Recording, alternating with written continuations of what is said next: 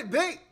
Me, your man, Louie Tee. Welcome to the 2018 NFL Draft Wrap-Up Series where your man Louie Tee aims to break down all 32 teams in the National Football League's 2018 NFL Draft using our baseball grading scale, single, double, triple, home run. There are no strikeouts here in the Draft Wrap-Up Series, as we cannot tell how these players are going to pan out, and I don't want to discount any of these young men before they get their chance in the National Football League. And so we'll give each and every single player an individual score. We'll add those scores up, apply bonuses when necessary, divide by the number of picks, which will then yield us an overall grade for that team's draft. We'll then move on to the next team in the series, picked by you, the viewers. And up next in the series is none other than the Arizona Cardinals. Here's an organization that hasn't been afraid in the past to pluck players from lower division schools. If you go all the way back to John Brown out of Pittsburgh State, or more recent, David Johnson and the success he's had in his very brief NFL career out of Northern Illinois, or Iowa, excuse me. And then also last year, going and getting a wide receiver out of Grambling. And so this is a team not afraid to get these players.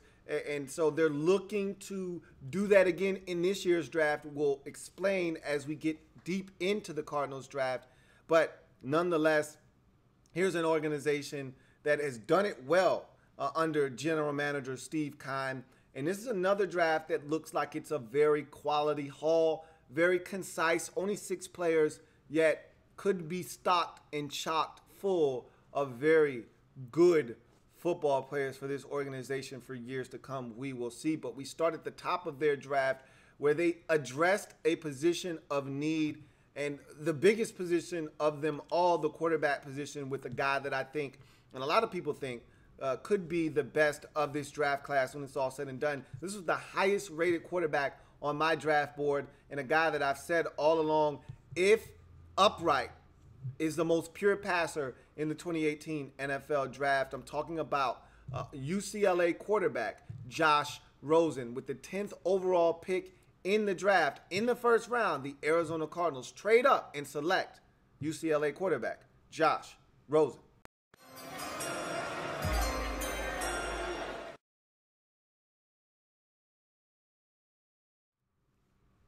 Not going to break down Josh Rosen, as I've already done that during the Draft Prospects 101 series. So if you're looking for an extensive breakdown of Josh Rosen and even your next selection in the second round, both of those guys have already been broken down in the Draft Prospects 101 series. So go to that playlist on the Louie Tee Network and check out those videos. I will give you a quick, brief synopsis of Rosen. However, like I said already, I'll reiterate, the most pure passer in this draft, and really it's not even close.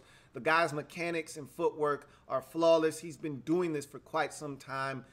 You go back and look at him in all those passing camps and all those big offseason leagues, and he was among the best at his age group coming up through the ranks. And you can tell that it's paid off dividends in terms of his footwork and mechanics and things of that nature. He's just a natural when it comes to throwing the football, can throw it at every single level with accuracy and enough velocity to get the football there.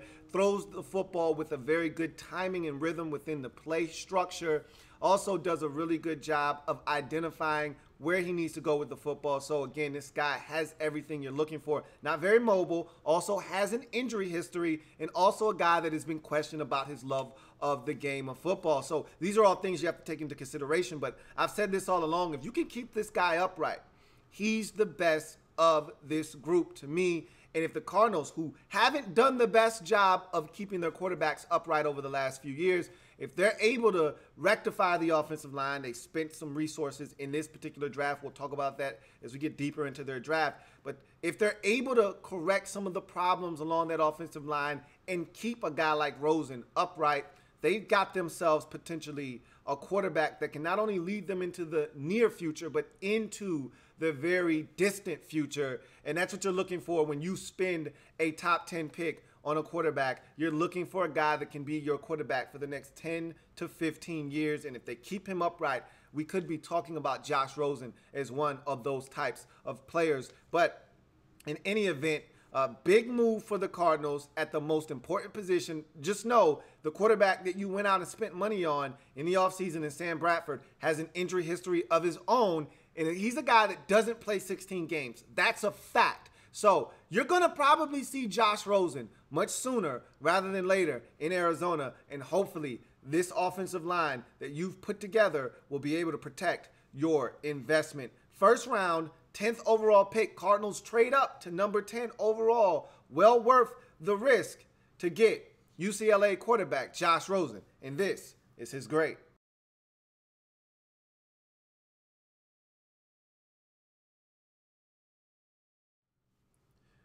As we move on to the second round, here's a Cardinals football team that really needed to address this position as well. Mass exodus in the offseason, losing some of their receivers. John Brown gone, hadn't been able to stay healthy recently anyway. Also lose Jaron Brown. And so this was a team that really needed to upgrade the wide receiver position. Larry Fitzgerald coming back for another season, but for how long is Larry Fitzgerald going to be in the saddle? We don't know. And so got to address this position while you can. You spent the third round pick on Chad Williams last season. This year you spend an even earlier pick on the position, this time going to Texas A&M to select wide receiver Christian Kirk, 47th overall in the second round. Let's take a look at Christian Kirk.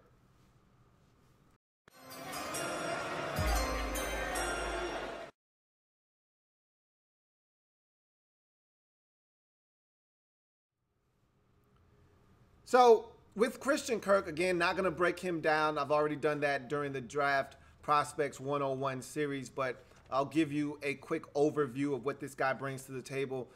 My question right now for him, is he going to play in the slot or is he going to play out wide? Right now, I don't think he's going to need to necessarily play out wide. If Williams develops the way that they want him to, along with some of the other receivers, J.J. Nelson and those other guys that you have, along with Larry Fitzgerald still going strong, this is a guy that I think can develop in the slot, and I think that's where his best football is going to be played when it's all said and done, is in the slot. But he's versatile enough to go out wide and catch the football, also come inside and play the slot, can give you some return ability as a punt and kickoff return man. So if you're looking for a little boost there, here's a guy that can provide you with that as well. So love his versatility, his ability to catch the football.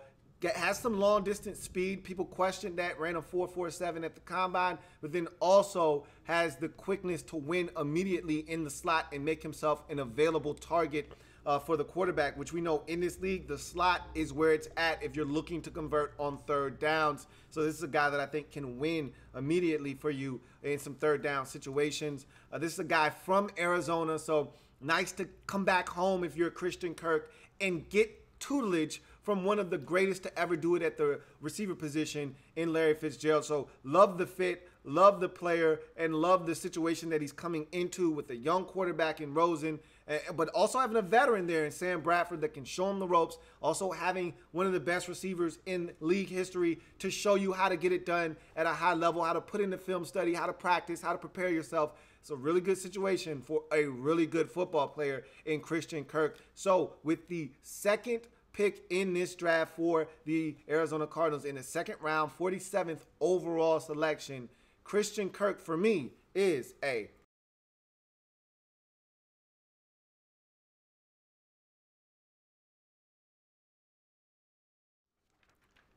As we move on to the third round, this is a Cardinals football team that, as I mentioned before, hasn't been the greatest at protecting the quarterback. Hasn't been the best at opening up holes in the running game either. Here's a guy that they selected in the third round, 97th overall, that I think is going to help them in both departments. Haven't really even been able to stay healthy up front. That's another thing that if his trend continues from college, he's going to help you with as well. Guy that is extremely durable, very versatile, but I think his home will be made at the next level at the center position. I'm talking about Michigan offensive lineman Mason Cole.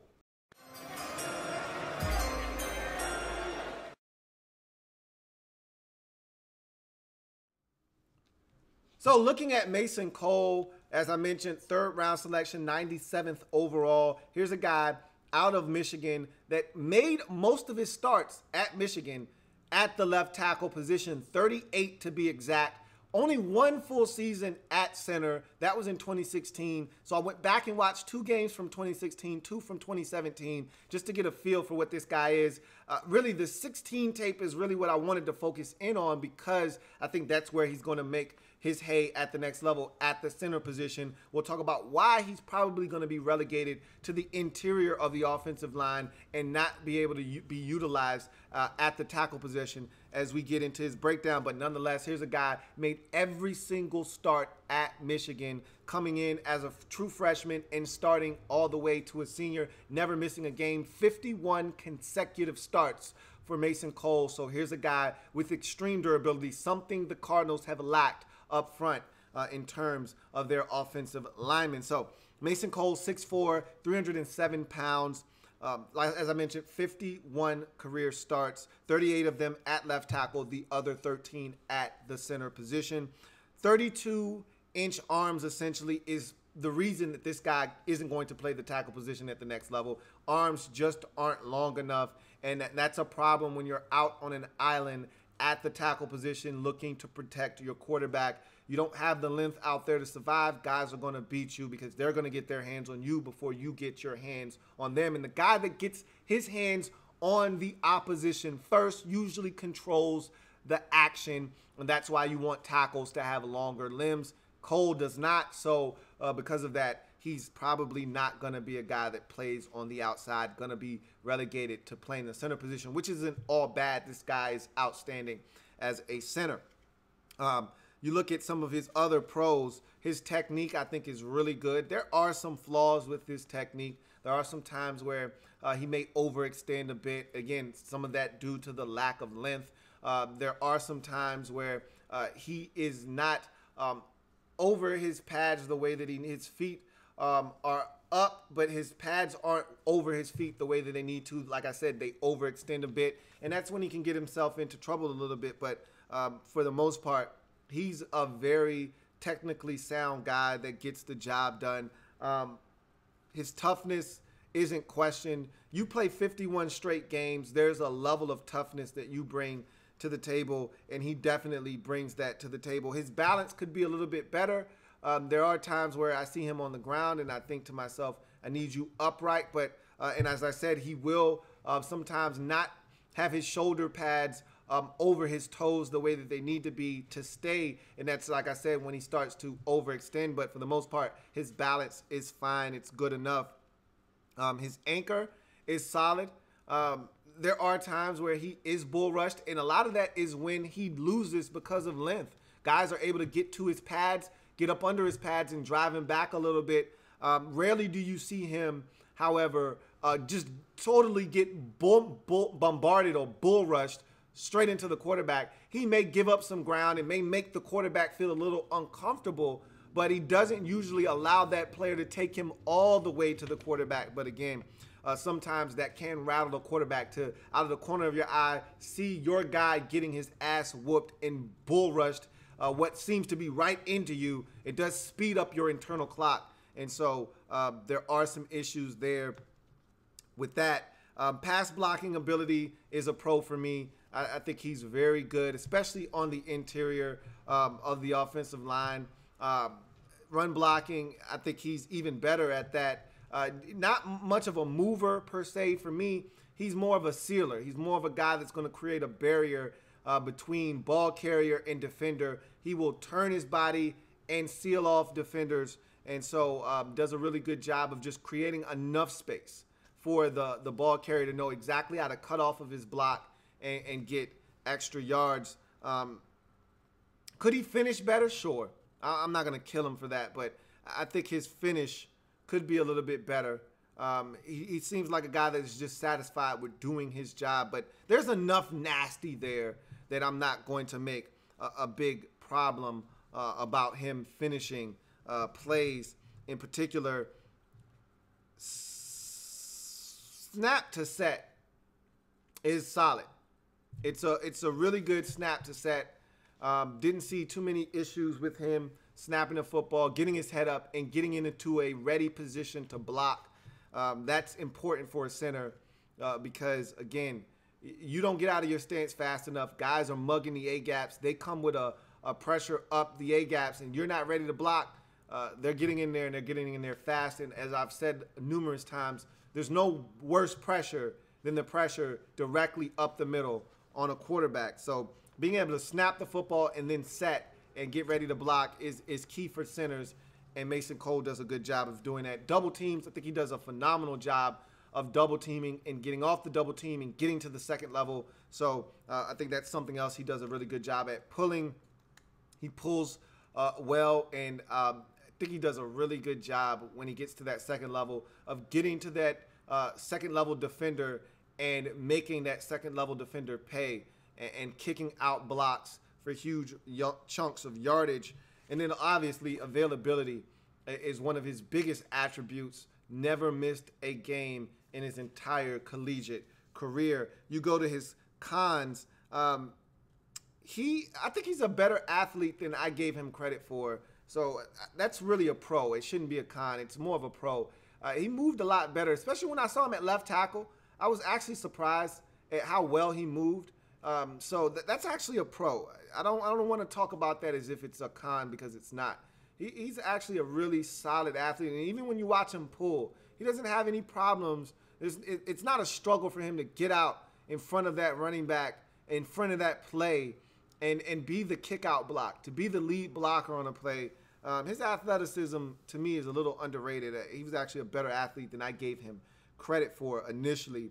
His redirect isn't great, however. Once he's going in one direction, he's not a guy that's going to stop, change directions. And so I'll give you an example. If he gets his body weight going, let's say he's at center, and he gets his body weight going to the left, and he's helping out the left guard, and then he sees a late rusher coming towards his right, and let's say that rusher is a gap over, it's going to be tough for him to stop his movement to the left, redirect, get to the right, and get a piece of that blitzer, especially if he's a lot closer and not coming from a distance. If he's close to the line of scrimmage, it's going to be tough for Mason Cole to stop, redirect, get to that guy, and get a piece of him and give that quarterback enough time to deliver the football. So his redirect isn't the greatest. Looking for work. I have a big problem with him looking for work, and I dinged him on his awareness, his spatial awareness, and his awareness. What I mean by spatial awareness, especially for centers, is when you're out in space, you know, what's going on. And for a center, you don't always have anybody to block on any given play. If they don't line a guy up over you, over the center, let's say that you're going up against a defense that's running a 4-3, and there's no one over you. And so at the snap of the football, you got to go look for work. You got to find somebody to block. You got to find somebody to go help.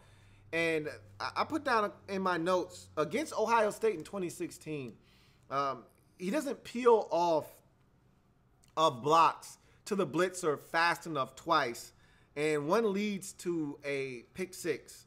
And that was a game that Michigan dominated, should have won at the Horseshoe, and didn't, and it cost them a chance to play for a national championship. And they were the better team that day, and they should have won, and this was a big play in this game, a pick six. And I really put a lot of the blame there on Mason Cole. He was blocking, didn't identify blitzer fast enough, didn't peel off and get a piece of that blitzer, and then a pick was thrown because of the pressure directly up the middle. Wilson Spate throws it right to the safety, and he's able to take it to the crib for a touchdown, change the whole complexion of that game that up until that point was being thoroughly dominated by the Michigan Wolverines. So, again, his awareness and looking for work, to me, his head isn't on a swivel at all times. He's always looking in one direction. Whatever way he picks, he snaps the football, doesn't have any work. He says, okay, I'm going to go help my left guard.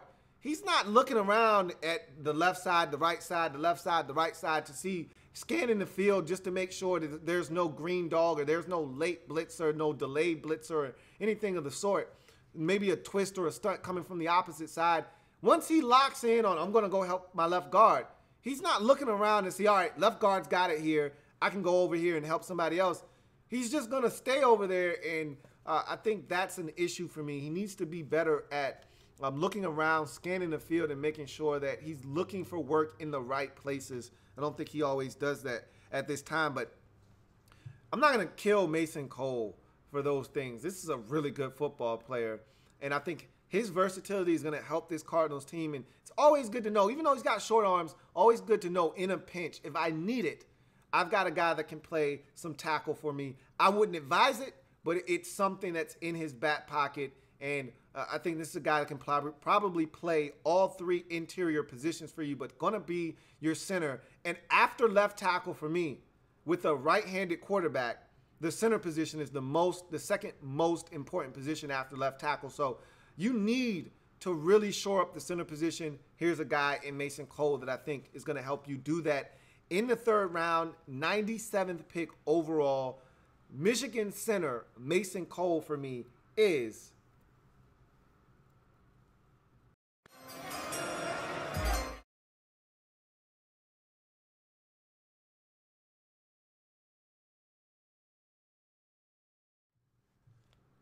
all right. As we move on to the next pick in this draft for the Arizona Cardinals, David Johnson went down with an injury last year, and there's no secret he's a huge part of what they do offensively.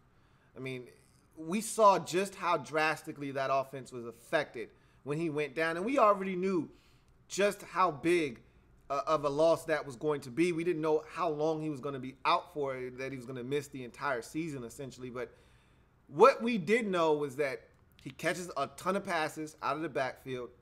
He runs the football, and he blocks on third down. He does everything for this Cardinals football team. And when he exited that lineup, it was a smorgasbord of backs trying to fill that void. None that could fill his shoes individually, but as a collective group, they just didn't get the job done. They weren't good enough, and there wasn't enough talent. And you look at what they were putting on the field, and you said to yourself, they need to find an upgrade at that second running back position.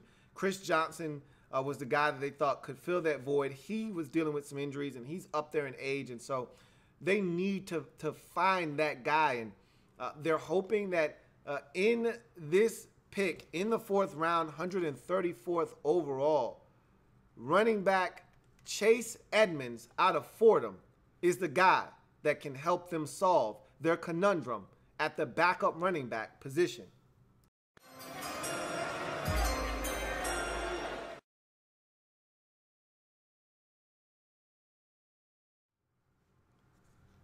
So looking at Chase Edmonds, here's a guy that played at Fordham. So again, smaller school player here. So take that with a grain of salt.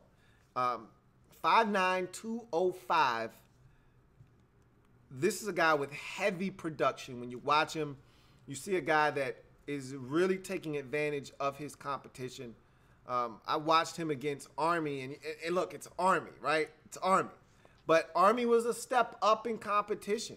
This is a guy that, remember, we talked about at the top of this breakdown, top of this show, that this is a team that isn't afraid to go and find smaller school prospects and try to unearth gems, and they've done that in the past. They're looking to do that again here by going and getting a player out of the Patriot League, out of Fordham, all right?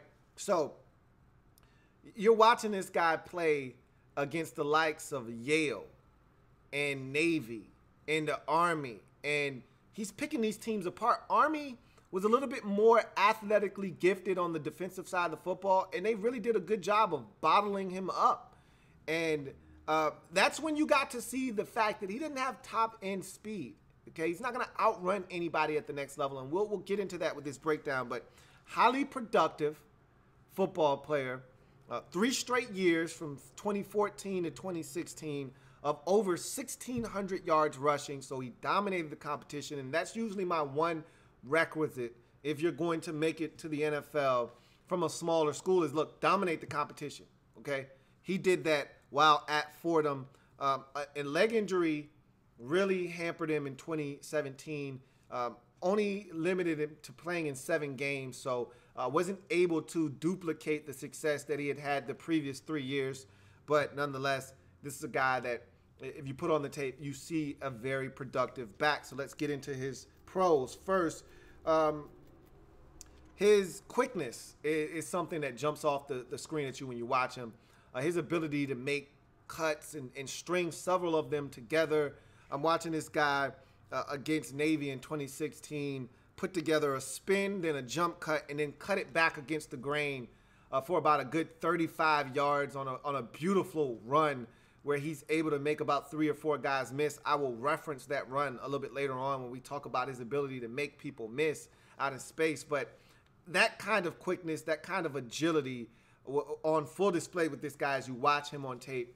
And I think it's those types of plays that the Cardinals are hoping that he can bring to the table as a backup to David Johnson.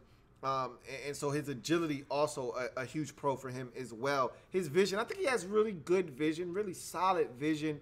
And again, when you're making people miss, a lot of times you're setting these moves up by having the vision and the presence of mind to see what's happening before it happens, which allows you to make those types of moves and be very, in certain instances, you're reactionary, but sometimes you're proactive. You see it coming, so you make moves. Vision gives you the option and the capability to be proactive when setting up runs, and you see this guy here in Chase Edmonds be able to do that. Make you miss, MYM. He is outstanding at making people miss out in space, sometimes to a detriment. Sometimes he tries to do too much, wants to bounce it outside. That's how you get in trouble. That's how you lose yards on plays sometimes. But nonetheless, I talked about that play against Navy, which was my best example and one of my favorite plays watching Chase Edmonds. His ability to make people miss out in space does that quite a bit on tape. Contact balance, he's a guy that doesn't go down after the initial contact a lot of times. Will try to jump over defenders. Will stay up. And again, at 5'9", lower center of gravity. So again, one of these guys that if you're going to take him down, you better wrap him up. Shoulder tackles will only bounce off of this guy. They will not get him on the ground oftentimes. So he's a guy that does power through contact if it is not direct contact and if it is not contact with a wrap and a tackle. Snap volume, he was the guy at Fordham. So this is a guy that, even though he's not going to be asked to carry the load in Arizona, if need be, if David Johnson were to go down for a 4-week stretch, he can come in and be the guy for this Cardinals football team, and that's also good to know. Versatility, kickoff return guy, running back, out of the backfield. I wouldn't necessarily want him on the field on third downs right now with his ability to pass protect, but he's a guy that can catch the football out of the backfield as well, so does offer you some versatility in that regard. Ball security is solid. Although he had 7 fumbles in his career, lost 4 of them. A lot of them came earlier on in his career, but that's something to keep an eye on. Not going to beat him up because a lot of his fumbles came earlier in his career. Didn't have as many the last couple of years, so hopefully his fumbling issues are behind him. And so we get from his pros to some of his cons. I look at his speed, 4.55. That doesn't scare anybody. And I talked about the lack of breakaway speed. His acceleration is also something that leaves a little bit to be desired.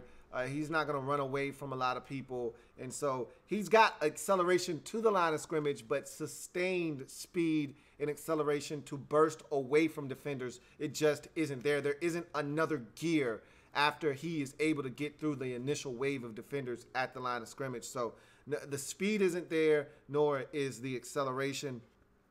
Toughness and durability. I think this is a tough guy.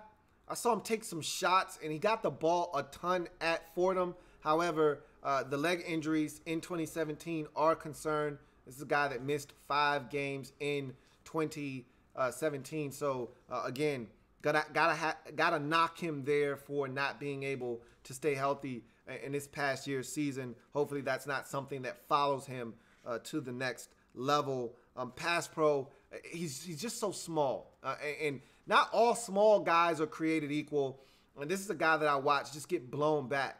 And I watched a guy, similar stature, be drafted by the Cincinnati Bengals in Mark Walton, do the exact opposite and just stonewall guys as a 5'8", 5'9" back. Chase Edmonds, however, isn't built to do that. I saw guys running through him, ramrodding him into the quarterback. He's just not where he needs to be as a pass protector. So right now on third downs, I don't know if I would trust him on the football field as a guy to be able to do that. You look at his awareness. I think his awareness is good enough. I should have mentioned that with his pros. I think his awareness is actually good enough. Knows when to get out of the backfield as an extra receiver. Sees the guys that he's supposed to pick up on blitzes, just doesn't do a very good job of picking them up. So I think his awareness as a back is good enough. And his patience as a runner, however, isn't as good. I think sometimes he rushes to get to the line of scrimmage, doesn't set things up as well as I think he could. If he's just a little bit more patient, not as decisive sometimes, saying, hey, ball's supposed to go here up the A-gap, I'm just going to put my head down. Sometimes there's a need for that. There are other times where if you slow play it, give your blockers a chance to set things up and allow plays to develop, you may be able to take a 1-yard run and turn them into a 4 or a 5-yard run and maximize what could potentially be there. I think he just needs to be a little bit more patient when he approaches the line of scrimmage with the football. And then lastly, leg drive. I talked about his contact balance being really good, but once you've got this guy bottled up, once guys actually secure the tackle, he's not a guy that's powering through tackles and getting you the extra yard and a half. His leg drive is okay. It's not great. I didn't love it, so I put it down as a con. But this is a guy highly productive, and to me, he's an instant upgrade over any guy you had backing up David Johnson a season ago. And so this is a really solid pick. And I don't think there were any other real backs on the board at the time of this pick that you could say, well, they were reaching. They like Chase Edmonds. We'll see if he pans out for him. But in the 4th round, 134th pick overall, Fordham running back Chase Edmonds for me is a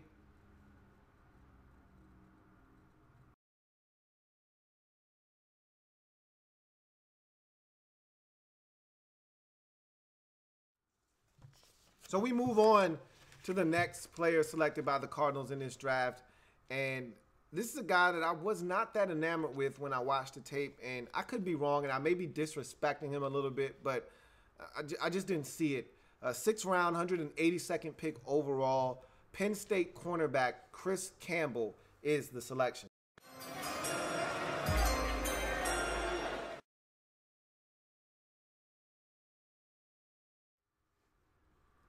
Six one, 195 stands Chris Campbell. 41-inch vert, 11.3 broad. Guy that has some explosiveness, doesn't necessarily translate into long distance speed, however, as he only ran a 4.55. But that explosiveness shows you that this guy does possess some athleticism, and at 6'1" does give you some length. So there are some things to like here with Chris Campbell. I don't love the buck 95, but you get him into your weight and nutrition program, get him in the weight room a bit, and it's not uncommon for a guy like Chris Campbell to end up being 202 pounds when it's all said and done, which is just fine for being 6'1". But nonetheless, that length that comes with being a 6'1" corner is something that is desired. So that is a pro with his measurables. His athleticism, I just told you, 41-inch vert, 10.3 or 11.3 on the broad. So this is a guy that does bring some athleticism to the table. Change of direction is solid. It's not great, but I did see him make the change of direction on some slants and be able to break some plays up against Nebraska. I watched him in 4 games against Nebraska and Indiana and Maryland in 2017, and went back to Michigan State in 2016. So I think there are some ability. There is some ability there to change direction and drive on the football and force some incompletions. Here's a guy though that can blitz as well, and so I did like that aspect of his game, and I thought he timed him up really well. So he can come off the edge and get you a sack or some pressure if you do desire to do that. I think if my memory serves me correctly, your head coach, which came from Carolina, did send his corners from time to time in Carolina. So that may be something that if Chris Campbell is able to crack this roster, and again, this is a position of need for the Arizona Cardinals, he may be called upon to do that. And I think that's something that he may excel at the next level. But that's it in terms of pros. I wasn't really impressed with Chris Campbell. Speed 4.55. I really shouldn't kill him for his speed. It's not the speed that I was expecting when you hear 41-inch vert, 11.3 broad. I was expecting sub 4.5, but okay, 4.55. With that length, you should be able to get away with that. But his acceleration doesn't have the long distance speed. Guys are consistently running by him after they beat him off the line of scrimmage. And he's not afraid to come in and press. But my thing is, if you're going to press, you better win and you better trust your abilities. And I don't know if he always trusts his abilities or not. And then when he's off, he's just off and soft, and it's just too easy underneath. So there's that fine line that you walk when you're playing off or when you come up. And there's no happy medium for me with Chris Campbell. Either he's up in the face of the receiver and getting beat off the line of scrimmage, as I watched him do versus a bigger receiver in Simi Cobbs against Indiana, or you're giving up too much space against Nebraska and you're getting beat underneath, or you're coming up and you're getting beat off the line of scrimmage by DJ Moore, a first-round pick of the Carolina Panthers, and then getting beat with a double move up the sideline and getting roasted. So, which takes me to my next con, anticipation and awareness. Versus Nebraska, I just thought he gave up way too much space underneath. Did have a pass breakup in that game where he was able to drive on a slant, but it just was too easy against a receiver that I felt like was inferior, that he needed to be making plays against, and he just was giving it up underneath. And then against Maryland, double move, roasted him. He had no chance against DJ Moore, who I thought had a really good game against him. And that's their one guy. And they had a bad quarterback throwing the football. Plays shouldn't have been made against him, yet DJ Moore consistently was able to get open against Chris Campbell. Locate and contest. That's one of his pros. I should have mentioned that earlier. He actually does look for the football. The problem is he locates, but he locates late. So I'm watching him. I want to say it was against Indiana. It might have been Nebraska. And quarterback just throws up a jump ball essentially. And he's in great position, but he doesn't stop because he locates the ball late. He doesn't stop in time enough to adjust. Receiver out-adjust him for the football and makes an easy catch for about 35 yards down the field. And so I like the fact that he does look, though, for the football. You can't make a play if you're not looking for the football, and he does look for the football. But his ball skills, I don't think, are great. Only 3 career interceptions. I just don't know if he has ball skills to make plays on the football on a consistent basis. Tackling and willingness to tackle, again, small guy. He'll come up and tackle, but I just don't think he's very good at it. I saw him miss a ton of tackles. Saw one guy just stiff arm him and just little boyed him and sunned him, just dropped him. Simi Cobbs was able to beat him off the line of scrimmage, consistently impress man-to-man coverage. In zone coverage, I thought he was too soft versus Nebraska, as I mentioned before. And then he doesn't offer you any versatility as a corner. He doesn't return punts, can't play in the slot really. He's really a boundary corner, and that is it. So all in all, I wasn't very impressed. Here's a guy that dealt with a number of injuries throughout his career. 2017 was the only season in which he played every game. So again, I might be really underselling Chris Campbell, and he might turn out to be a really good player for you, because I see some qualities here that could actually turn out to really benefit him at the next level. But I just didn't see enough of it on a consistent enough basis for me to rate him very highly. And so in the 6th round, 182nd pick overall, Penn State cornerback Chris Campbell for me is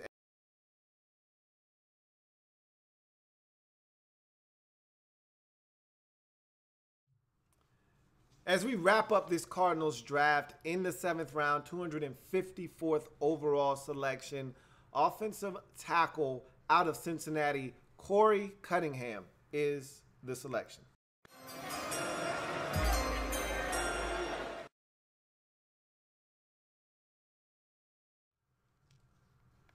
So I talked about the offensive line and the Cardinals needing to rectify that line and get it right. Generally, 7th round picks aren't the answer. Here's a guy, however, though, that is a unique case study here, and I'm anxious to see if the coaching staff can work with this guy, get him up to speed at a high enough rate that A, he makes your roster, and then B, is able to find a way onto the field eventually. Corey Cunningham is an ex-high school tight end. So athleticism-wise, this guy is really, really something to behold. And you see that when you put on the tape. Moves very well, ran a 4.9 40 at his pro day, 35-inch vert, 9.11 on the broad. So again, all of these numbers scream athlete, and you need not look any further than his background as a high school tight end to understand why this guy moves as well as he does. So at 6'6", 305, you know you're getting length here with that kind of size at 6'6". So you're going to get long arms. Now you got a guy that's athletically gifted. So now you've got the requisite pieces and characteristics and attributes necessary to have a kind of guy that can be an anchor at the left tackle position for you, or a right tackle for that matter. Now the question is, can he play? So let's get into that. His measurables are pro at 6'6", 305, and he'll probably put on another 5 or 10 pounds as he gets into the league and they get him into a nutrition program and get him in the weight room. And he's got length. And I talked about the athleticism. That's a pro. 4.9 40, 35-inch vert. So, again, explosiveness. And, again, you see it on the field. When they throw wide receiver screens, anything where he has to get out to the perimeter, he's out there, and he's out there in a hurry. And he's mollywopping guys. You go to some of his other pros. His balance, it's pretty good. Only time you really see this guy on the ground is when he's trying to cut block. I hate when he tries to cut block. We'll talk about that a little bit later on. But in any event, his redirect is solid. It's not great, but it's solid enough for the package that you're getting here in Corey Cunningham. Pass blocking ability, run blocking ability, I rated them equally. Both very, very solid for a guy that really is a 2-year starter, 24 career straight starts at Cincinnati. But this is a guy to remember, making the transition over from tight end and really never having a lot of experience at tackle. You're talking about a guy that's extremely raw at the position, still having a lot to learn, and to see him blocking the way that he did not surrender a sack the entire season in 2017, not a single one. And so that in itself is a testament to just how good he was as a pass blocker. And in the run game, I thought he was really solid as well. So both of those, I think, again, all the ingredients are here for you to get a steal in the 7th round out of Corey Cunningham. Recovery, when he's beaten, his length allows him to win and at least force a push, okay? At least be able to say, all right, I lost initially, but I was able to recover, get back into the play, and push that edge rusher around the quarterback to allow the quarterback to step up in the pocket and not allow him to turn the corner and get to my quarterback and shorten that edge. His recovery is really good. You see it against Temple. I saw him get beat a couple of times against Temple, but recover in just enough time to push that edge rusher around the corner and allow the quarterback to step up and deliver the football. And when he pulls, he's able to get out. Like I said, you get him out on some wide receiver screens, you get him out as a lead blocker, this guy is phenomenal. And that's when you really get to see that athleticism on full display. So you go from all of those different pros to some of his cons. Technique, his hands and arm extension to me are inconsistent. For a guy that size, you want to see him in it. And I've always talked about the offensive tackle, especially offensive linemen in general, but especially the tackle position. Offensive tackles in your arms, you're like a boxer using a jab. You use your jab one as a way to just touch a guy, just to put it out there, to keep distance, keep a guy at bay. If you have the reach advantage, you want a guy at the edge of your reach because that's where your punches are going to be their most effective. So you want to keep a guy out at distance, and you also want to keep him at bay. You want to feel him, and you want him to stay at a certain distance. That's what a jab does. And for an offensive lineman, that's what a punch does. When you extend that arm out, you get contact first. You control the action. A jab allows you to control the action. He doesn't have consistent extension of his arms. He lets guys get into his body. And so that leads us to the next con. His anchor, he can be bullied. And you watch him against East Carolina. He was bullied in that game quite a bit. And you can see him be picked up, moved off of a spot, and relocated to right into the quarterback's lap. And that's something he's got to be a little bit better at. And I think he's just got to use his arms better. He's got to use his extension. Those limbs that he has, he's got to be able to extend. And he needs to have better hand usage. And so I think all of that kind of goes hand in hand with one another. Toughness, I want to see a guy that's a little bit more nasty. I want to see a guy that has a little bit more of a disposition about him. I don't generally see that with him. Sometimes you do, but not enough for my liking. He's not a guy that plays to the whistle. I'll give you an example, and this goes with my finish. So perfect segue. I'm watching him against East Carolina.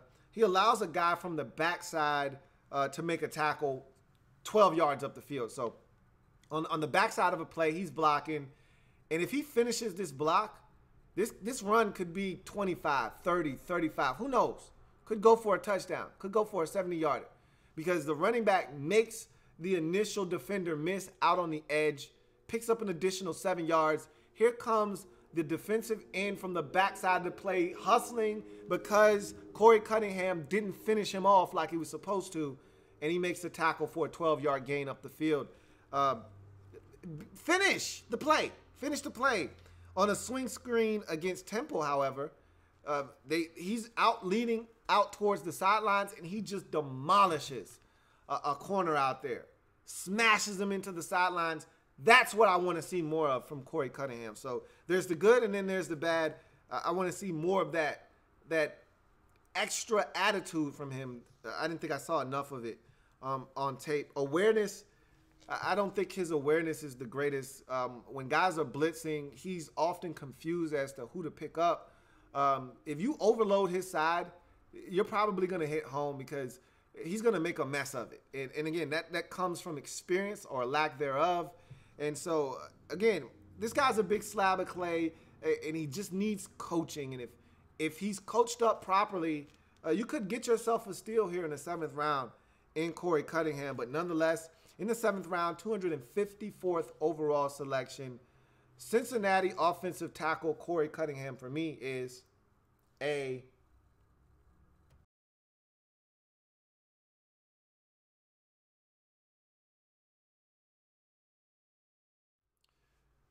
So that's the Cardinals draft in a nutshell. 6 picks. Steve Keim getting in and out, getting the guys that he needs. The big story here, though, getting Josh Rosen and potentially getting your quarterback of the future for years to come, along with a receiver that may be able to grow with him over the life of their careers together. We'll see in Christian Kirk in the 2nd round. And then getting yourself some insurance up front with Mason Cole, and then looking to get you another insurance policy behind David Johnson and running back Chase Edmonds. We'll see how this draft pans out, but as far as the scoring is concerned, this is the breakdown for the Arizona Cardinals and their 2018 NFL draft.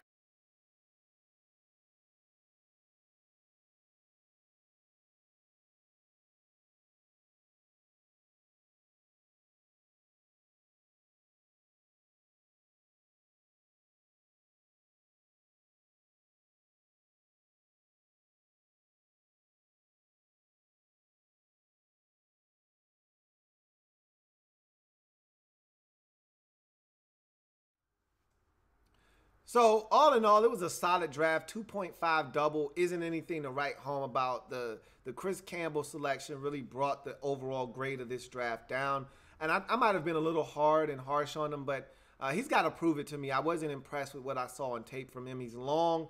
He's got some athleticism. Those are things that you need as a corner at the next level. So he's got a good baseline from which to start, but I wasn't seeing a guy that was confident in his abilities on tape. And so we'll see if he's able to gain some confidence. Maybe take a little from Patrick Peterson, who exudes confidence in every single way imaginable. Maybe he's able to push some of that off on Corey or Christian Campbell, and give him a little bit of confidence to maybe be the best player that he can be and give the Cardinals a little bit of value at the back end of their draft as a 6th-round pick. But nonetheless, that's the Arizona Cardinals 2018 NFL Draft wrap-up here on the Louie Tee Network. I've got more breakdowns to come, so don't you go anywhere. I'm your man, Louie Tee, signing off. Thank you for joining me. Stay tuned for more breakdowns here on the 2018 NFL Draft wrap-up series. I'll see you next time. Louie Tee Network.